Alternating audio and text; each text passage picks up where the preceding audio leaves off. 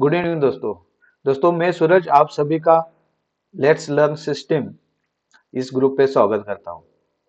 हमने पिछले हफ्ते 5W1H इस टूल का जानकारी ली थी, जिसमें हम किस तरह से सही अप्रोच में किसी भी प्रॉब्लम को डिफाइन कर सकते हैं, ये हमने देखा था। किसी भी प्रॉब्लम को सही तरीके से डिफाइन करने के बाद उसका अगला काम होता है उसके ऊपर हमें गोल सेट करना और कैसे वो प्रॉब्लम एलिमेंट हम कर सकते हैं उसके ऊपर एक्शन लेने का प्लान करना। तो आज हम किस तरह से स्मार्ट गोल सेट कर सकते हैं और उसको हम सक्सेसफुली कैसे इंप्लीमेंट कर सकते हैं, ये हम देखने की कोशिश करेंगे।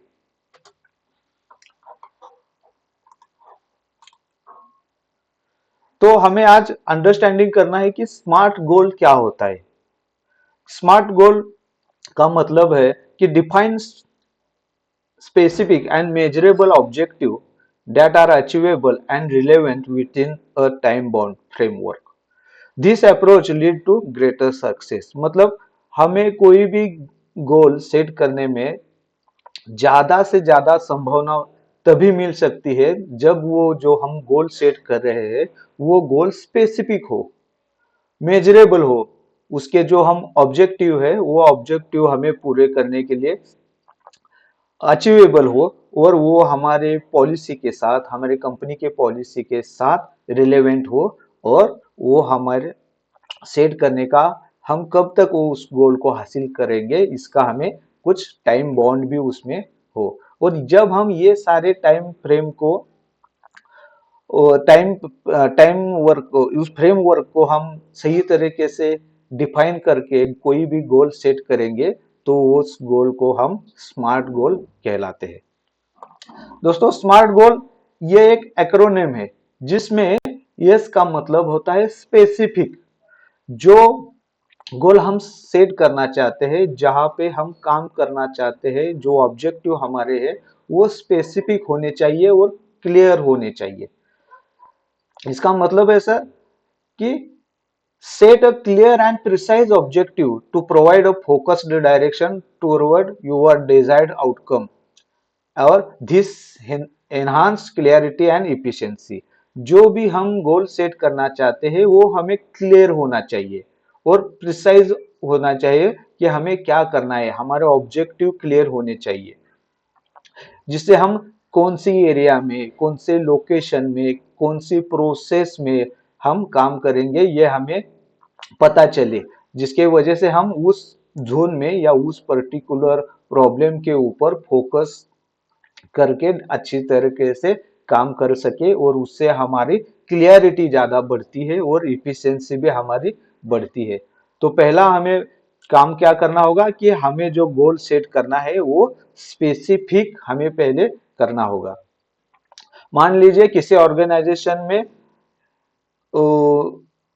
करंट रिजेक्शन परसेंटेज ज्यादा हो रहा है, तो हम गोल कर ऐसे सेट नहीं कर सकते कि हमें काम करना है, कंपनी में अच्छा काम करना है, ऐसे हम नहीं कर सकते। तो हमें स्पेसिफिक काम गोल सेट करना होगा कि हमें कंपनी में जो रिजेक्शन परसेंटेज है वो रिजेक्शन परसेंटेज कम करना है और उसको भी हम स्पेसिफिक तरीके से ऐसा कर सकते हैं कि जो कंपनी में रिजेक्शन हो रहे हैं उसमें जो टॉप 5 रिजेक्शन है जो ज्यादा कंट्रीब्यूट कर रहे हैं उस पहले 5 पार्ट्स के ऊपर, उस पहले 5 कंपोनेंट के ऊपर हम रिजेक्शन कम करने के लिए एक्शन ले लें। ऐसे हम स्पेसिफिक अगर बात करेंगे तो हमारा डायरेक्शन क्लियर होता है। तो पहला हमें गोल सेट करते समय ध्यान देना है कि स्पेसिफिक गोल सेट करने हैं। दूसरा दोस्तों, गोल सेट करते समय हमें ध्यान देना होगा कि हम जो गोल सेट करने की कोशिश कर रहे हैं वो मेजरेबल होना चाहिए, उसको हम क्वांटिफाई करना चाहिए, वो हमें हमें देखना चाहिए कि वो हम उसको प्रोग्राम मॉनिटर कर सके। Establish quantifiable criteria to track your progress and determine when you have reached your goal. This foster a sense of achievement and motivation. मान लीजिए वही पार्ट है, एग्जाम्पल हम ले रहे हैं कि हमें कंपनी में रिजेक्शन परसेंटेज जो हमारा चालू है उसको कम करना है, लेकिन हम रिजेक्शन परसेंटेज कम करेंगे, ये सिर्फ हमारा गोल अगर हम बनाएंगे तो हम उसको जस्टिफाई नहीं कर सकेंगे। तो हमें डिफाइन करना होगा कि वो रिजेक्शन परसेंटेज, हमने सीखा है कि रिजेक्शन परसेंटेज अभी करंट प्रोसेस में क्या चल रहा है। मान लीजिए वो 5% चल रहा है, तो करंट रिजेक्शन परसेंटेज जो हमारा 5% चल रहा है उसको हम एक्स अमाउंट तक कम करेंगे। मतलब ऐसा हमें वो क्वांटिफाई करना पड़ेगा, उसको हम गोल हमें ऐसे लेने होंगे जो गोल हम मेजर कर सके। मैं कंपनी में बहुत अच्छा सुधार करूंगा, अगर मैं ऐसा बोलता हूँ क्वालिटी में सुधार करूंगा ऐसा बोलता हूँ, तो वो मैं मेजर नहीं कर पाऊंगा। लेकिन क्वालिटी में काम करते समय कंपनी की प्रोडक्टिविटी बढ़ाने के लिए मैं जो हमारा रिजेक्शन परसेंटेज जो अभी 5% चल रहा है उसको मैं 3% या 2% लाऊंगा। ऐसा हमारा अगर गोल हो गया तो वो गोल हो गया मेजरेबल, और अगर हमारा गोल मेजर हम कर सकेंगे तो उसके ऊपर हम बड़ी आसानी से हम उसका जो प्रोग्रेस है वो मॉनिटर कर सकते हैं। तो हमारा जो गोल होगा, जो गोल हम सेट करना चाहते हैं वो मेजरेबल भी होना चाहिए। दोस्तों तीसरा हमारा जो गोल सेट करते समय हमें ध्यान देना होगा कि जो हम गोल सेट कर रहे हैं वो अचीवेबल भी होना चाहिए। Set realistic and attainable objective that align with your capability and available resources. These promote a sense of confidence and success. जो हमारे ऑब्जेक्टिव है, जो हमने गोल सेट करने के लिए जो डिफाइन किया है, वो गोल सेट हमें जो करेंगे वो अचीवेबल भी होने चाहिए। मान लीजिए एक अ, हमने गोल सेट किया है कि मैं अभी हमारा रिजेक्शन चल रहा है 50% और मैं 0% रिजेक्शन कर दूंगा, ऐसे हम बोलेंगे तो वो अचीवेबल नहीं है, वो रियलिस्टिक में नहीं आ रहा है। क्यों? क्योंकि हमें कोई भी प्रॉब्लम सॉल्व करनी होगी तो हमें वो प्रॉब्लम सॉल्व करने के लिए उसके लिए हमारे पास रिसोर्सेस कितने हैं ये देखना होगा, और अगर हमारे पास वो रिसोर्सेस नहीं है तो रिसोर्सेस ऐड करने होंगे। और 15% से डायरेक्ट 0% तक कोई भी रिजेक्शन परसेंटेज या कोई भी इंप्रूवमेंट एक बार में नहीं होता। तो अभी जो 15% चल रहा है उसको मैं कम करके 10% लाऊंगा, उसको 10% के ऊपर सस्टेन करने के बाद और थोड़ा उसके ऊपर काम करके मैं उसको 5% पे लाऊंगा, और धीरे धीरे मैं उसको जीरो करूंगा या ज्यादा से ज्यादा मिनिमाइज करने की कोशिश करूंगा। अगर ऐसे हम बोलते हैं तो वो क्या होगा, वो रियलिस्टिक होगा। तो लेकिन गोल ऐसा भी नहीं होना चाहिए कि बहुत इजी हो। मतलब मान लीजिए अभी जो अपना रिजेक्शन परसेंटेज है वो 3% चल रहा है, वो 3% का रिजेक्शन का गोल जो है, रिजेक्शन जो है वो मैं 2.9% लाऊंगा, तो वो अचीवेबल तो हो गया, लेकिन वो रियलिस्टिक नहीं है क्योंकि उसमें उतना वो ज्यादा एफर्ट नहीं देना पड़ेगा। तो गोल ऐसा भी नहीं होना चाहिए कि अचीव ना हो जाए, और इतना भी इजी नहीं होना चाहिए, तो थोड़ा सा गोल स्ट्रेच भी होना चाहिए, अचीवेबल भी हो और स्ट्रेच भी हो। तो इससे क्या हो जाएगा कि लोगों में काम करते समय कॉन्फिडेंस बना रहेगा, और सक्सेस भी जब वो मिलेगा तो वो सेलिब्रेट करने की भी लोगों में इच्छा हो जाएगी। तो हमें गोल सेट करते समय ये भी देखना होगा कि हमारी कैपेबिलिटी क्या है, और वो अचीवेबल गोल हमें होना चाहिए। तीसरा गोल होगा जो सेट करते समय हमें ध्यान में देना होगा कि वो रिलेवेंट हो। रिलेवेंट किससे हो?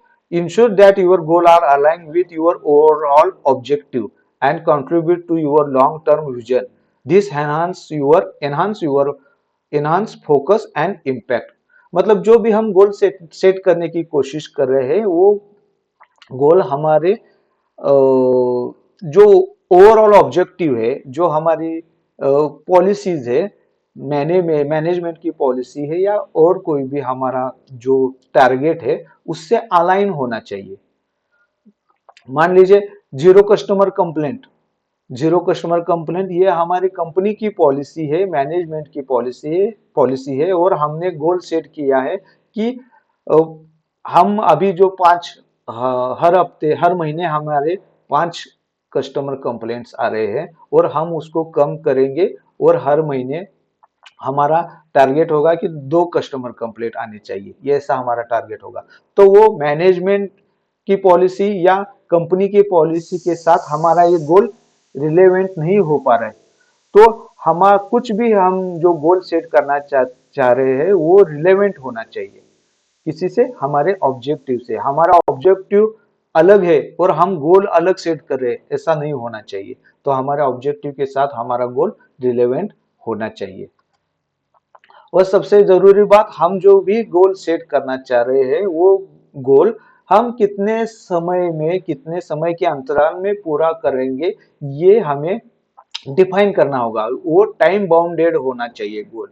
कोई भी गोल हम सेट करेंगे वो टाइम बाउंड होना चाहिए। Establish a clear timeline to achieving your goals to create a sense of urgency and maintain momentum. This foster accountability and efficiency. मतलब ऐसा नहीं है कि मैं रिजेक्शन 5% का 3% या 2% करूंगा, लेकिन कब करूंगा? अगले एक साल में करूंगा, अगले एक महीने में करूंगा या अगले एक हफ्ते में करूंगा। ये हमें डिफाइन करना होगा और ये डिफाइन जब होगा तब हम उसको मॉनिटरिंग कर सकेंगे, तब हम उसके लिए एक्शन प्लान सही से बना सकेंगे। तो कोई भी गोल हो तो वो गोल हमें टाइम बॉन्ड से भी सेट करना होगा। ऐसे भी हवा में कोई भी हमें गोल सेट नहीं करने हैं।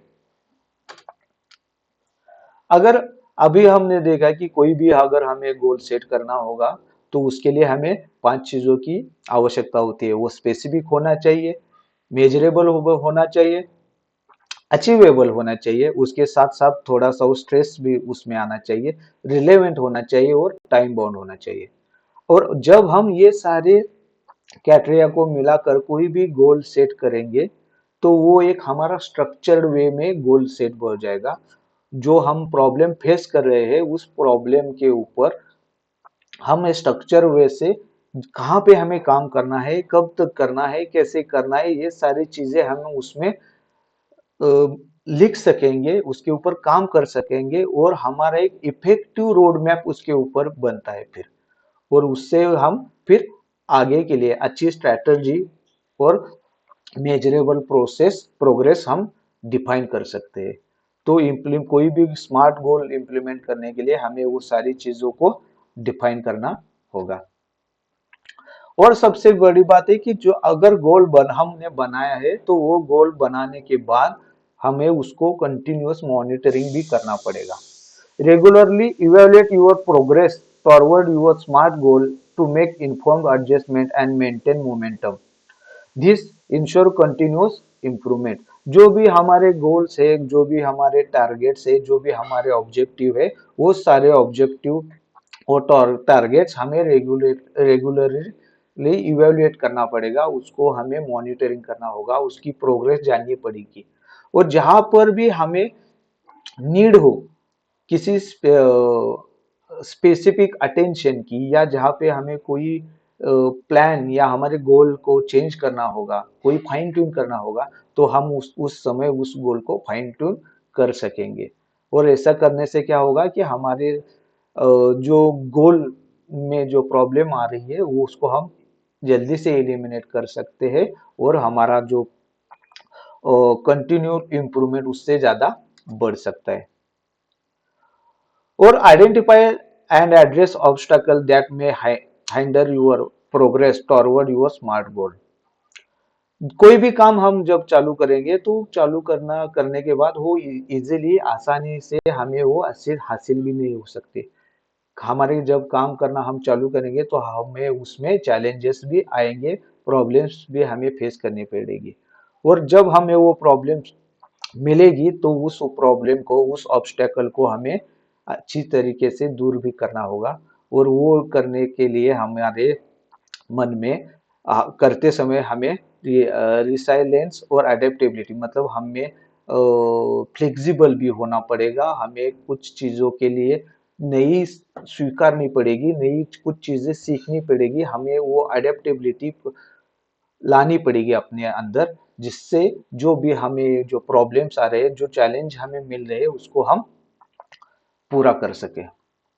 और जब हम अच्छी तरीके से गोल सेट करेंगे, उसके ऊपर उसके मॉनिटरिंग करेंगे, आने वाले प्रॉब्लम्स, आने वाले चैलेंज को जब पूरा करेंगे, तो हमें जो उसका आउटकम है वो अच्छी तरीके से मिल जाएगा, हम सक्सेस को हासिल कर सकेंगे। और वो जो सक्सेस है वो हमें सेलिब्रेट भी करनी आनी चाहिए। सेलिब्रेटिंग अचीवमेंट, जो भी हमारे गोल्स है उसको हम जब पूरा करते हैं तो हमें सेलिब्रेट भी करना आना चाहिए। Acknowledge and celebrate your accomplish as your reach milestone on your journey toward your smart goal, and this reinforce a sense of progress and motivation। अगर और जब हम ऐसे गोल की तरफ आगे बढ़ते रहते हैं तो हमें एक बहुत ताकत मिलती है प्रोग्रेस के लिए, और आगे मोटिवेशन भी मिलता है।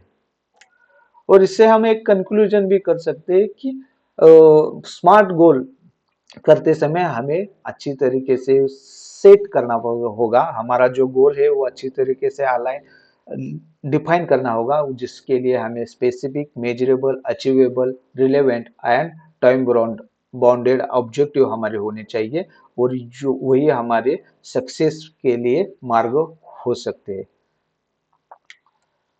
तो दोस्तों, ये था एक छोटा सा प्रयास जिसमें हम स्मार्ट गोल को हम कैसे डिफाइन कर सकते हैं, स्मार्ट गोल क्या होता है उसकी जानकारी हम ले ले, जिसको हम अपने प्रोफेशनल लाइफ में तो यूज कर ही सकते हैं, लेकिन हमारे पर्सनल लाइफ में भी हम उसको यूज करके अपने दोनों लाइफ को आसान बना सकते हैं।